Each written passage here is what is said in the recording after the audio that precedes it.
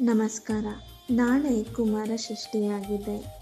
ದಿನಾಂಕ 24 ಜನವರಿ 2026ರಂದು ಶ್ರೀ ಸುಬ್ರಹ್ಮಣ್ಯ ಸ್ವಾಮಿಗೆ ಸಮರ್ಪಿತವಾದ ಅತ್ಯಂತ ಪವಿತ್ರವಾದ ವ್ರತದ ದಿನವಾಗಿದೆ. ಇದು ಸಾಮಾನ್ಯವಾಗಿ ಪ್ರತಿ ತಿಂಗಳು ಶುಕ್ಲ ಪಕ್ಷದ ಷಷ್ಠಿ ತಿಥಿಯಂದು ಆಚರಿಸಲಾಗುತ್ತದೆ. ವಿಶೇಷವಾಗಿ ಮಾರ್ಗಶಿರ ಮಾಸದ ಷಷ್ಠಿ ಮತ್ತು ಸ್ಕಂದ ಷಷ್ಠಿ ಬಹಳ ಪ್ರಸಿದ್ಧವಾಗಿದೆ. ಸುಬ್ರಹ್ಮಣ್ಯನು ಬಾಲಕನಾಗಿದ್ದರೂ ಅಪಾರವಾದ ಶಕ್ತಿ ಮತ್ತು ಜ್ಞಾನ ಹೊಂದಿದ್ದನು. ಅವನಿಗೆ ವೇಲಾಯುಧ ಎಂಬ ದಿವ್ಯ ಆಯುಧವನ್ನು ಅಮ್ಮ ಪಾರ್ವತಿ ದೇವಿಯು ಕೊಟ್ಟರು. ದೇವಸೇನಾಧಿಪತಿಯಾಗಿ ನೇಮಕಗೊಂಡ ಸುಬ್ರಹ್ಮಣ್ಯನು ಅಸುರರ ಸಂಹಾರಕ್ಕಾಗಿ ಯುದ್ಧಕ್ಕೆ ಸಿದ್ಧನಾದರು.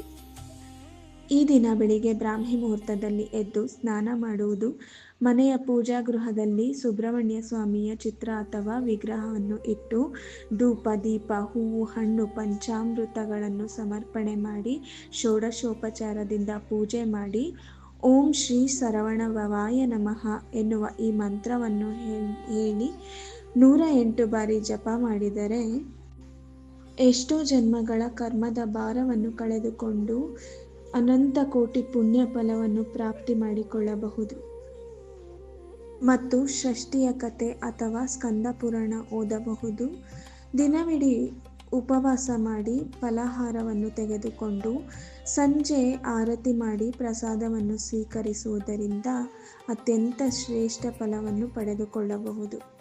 ಈ ದಿನ ಸುಬ್ರಹ್ಮಣ್ಯನು ಸುರಪದ್ಮಾಸುರನ ಸಂಹಾರ ಮಾಡಿದ ದಿನವೆಂದು ನಂಬಲಾಗಿದೆ. ಈ ದಿನ 6 ದಿನಗಳ ವ್ರತವನ್ನು ಆಚರಿಸಿ ಅಂತ್ಯದ ದಿನದಲ್ಲಿ ವಿಶೇಷ ಪೂಜೆಯನ್ನು ಮಾಡಲಾಗುತ್ತದೆ.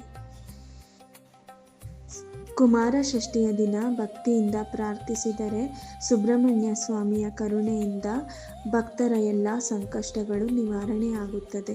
ಶ್ರೀ ಕುಮಾರ ಷಷ್ಠಿಯನ್ನು ಆಚರಿಸುವ ಕಥೆ ಏನೆಂತಂದರೆ, ಒಂದು ಕಾಲದಲ್ಲಿ ಸುರಪದ್ಮ ಎಂಬ ಮಹಾ ಅಸುರನು ಭಾರಿ ತಪಸ್ಸು ಮಾಡಿ ಬ್ರಹ್ಮದೇವರಿಂದ ಅಪಾರವಾದ ವರವನ್ನು ಪಡೆದುಕೊಂಡು ಆ ವರದಿಂದ ಅವನು ಅಹಂಕಾರದಿಂದ ದೇವತೆಗಳು, ಋಷಿಗಳು ಮತ್ತು ಎಲ್ಲ ಲೋಕದವರಿಗೂ ಹಿಂಸೆಯನ್ನು ಕೊಡಲು ಆರಂಭಿಸಿದನು. ಇದನ್ನು ನೋಡಿದ ದೇವತೆಗಳು ತಮ್ಮ ದುಃಖವನ್ನು ಹೇಳಿಕೊಳ್ಳಲು ಶಿವ ಪಾರ್ವತಿಯರಿಗೆ ಶರಣಾದರು. ಲೋಕದ ರಕ್ಷಣೆಗೆಂದು ಅಮ್ಮ ಪಾರ್ವತಿಯ ಶಕ್ತಿಯಿಂದ ಒಂದು ದಿವ್ಯ ಬಾಲಕನ ಅವತಾರ ಸಂಭವಿಸಿತು. ಅವರೇ ಕುಮಾರಸ್ವಾಮಿ ಸುಬ್ರಹ್ಮಣ್ಯ. ಈ ಕುಮಾರ ಷಷ್ಠಿಯ ವ್ರತವನ್ನು ಆಚರಿಸುವುದರಿಂದ ಆಗುವ ಲಾಭಗಳು ಏನೆಂದರೆ, ಸಂತಾನ ಭಾಗ್ಯ ದೊರೆಯುತ್ತದೆ, ಮಕ್ಕಳ ಆರೋಗ್ಯ ಮತ್ತು ಆಯುಷ್ಯ ಹೆಚ್ಚಾಗುತ್ತದೆ, ಭಯ, ರೋಗ ಮತ್ತು ದೋಷಗಳು ದೂರವಾಗುತ್ತದೆ, ಧೈರ್ಯ, ಆತ್ಮವಿಶ್ವಾಸ ಮತ್ತು ಶಕ್ತಿ ವೃದ್ಧಿಯಾಗುತ್ತದೆ, ಶತ್ರುವಿನ ಬಾಧೆಗಳು ನಿವಾರಣೆಯಾಗುತ್ತದೆ. ಈ ವಿಜಯದ ದಿನವನ್ನೇ ಕುಮಾರ ಷಷ್ಠಿ ಅಥವಾ ಸ್ಕಂದ ಷಷ್ಠಿ ಎಂದು ಆಚರಿಸಲಾಗುತ್ತದೆ. ಈ ದಿನವನ್ನು ಭಕ್ತಿಯಿಂದ ಆಚರಿಸಿದರೆ ದುಷ್ಟ ಶಕ್ತಿಗಳ ನಿವಾರಣೆ, ಮಕ್ಕಳ ಆರೋಗ್ಯ, ರಕ್ಷಣೆ, ಧೈರ್ಯ, ಶಕ್ತಿ ಮತ್ತು ಜ್ಞಾನ ವೃದ್ಧಿಯಾಗುತ್ತದೆ. ಜೀವನದ ಅಡ್ಡಿಗಳು ಎಲ್ಲವೂ ನಿವಾರಣೆಯಾಗುತ್ತದೆ ಎಂಬ ನಂಬಿಕೆ ಇದೆ. ಅಹಂಕಾರವನ್ನು ನಾಶ ಮಾಡಿ ಭಕ್ತಿಯನ್ನು ಜಯಿಸುವ ದಿನವೇ ಕುಮಾರ ಷಷ್ಠಿ ಎಂದು ಹೇಳಲಾಗುತ್ತದೆ. ಶಕ್ತಿ ಮತ್ತು ಕರುಣೆಯ ಸಂಗಮವೇ ಈ ಕುಮಾರ ಷಷ್ಠಿ ಎಂದು ಹೇಳಲಾಗುತ್ತದೆ. ಹಾಗೆ ಸುಬ್ರಹ್ಮಣ್ಯ ಸ್ವಾಮಿಯನ್ನು ಪ್ರಾರ್ಥಿಸಿದರೆ ನಮಗೆ ಭವರೋಗವೆಲ್ಲ ನಾಶವಾಗಿ ಮತ್ತು ನಾವು ಸುಬ್ರಹ್ಮಣ್ಯ ಸ್ವಾಮಿಯ ಆಶೀರ್ವಾದಗಳನ್ನು ಪಡೆದುಕೊಳ್ಳಬಹುದು. ಅನೇಕ ದಿನಗಳ ಭೀಕರ ಯುದ್ಧದ ನಂತರ ಷಷ್ಠಿ ತಿಥಿಯಂದು ಸುಬ್ರಹ್ಮಣ್ಯನು ಸುರಪದ್ಮನನ್ನು ಸಂಹರಿಸಿದನು. ಸುರಪದ್ಮನು ತನ್ನ ಅಂತಿಮ ಕ್ಷಣದಲ್ಲಿ ಪ್ರಾಯಶ್ಚಿತ್ತವನ್ನು ಪಟ್ಟು ನನ್ನನ್ನು ಕ್ಷಮಿಸು ಎಂದು ಪ್ರಾರ್ಥಿಸಿದನು.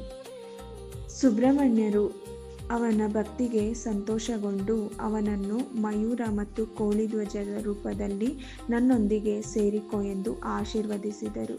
ಆದ್ದರಿಂದಲೇ ಸುಬ್ರಹ್ಮಣ್ಯನು ನವಿಲಿನ ವಾಹನ ಮತ್ತು ಕೋಳಿ ಧ್ವಜದಿಂದ ಪೂಜಿಸಲ್ಪಡಲಾಗುತ್ತದೆ. ಎಲ್ಲರಿಗೂ ಕುಮಾರ ಷಷ್ಠಿಯ ಶುಭಾಶಯಗಳು.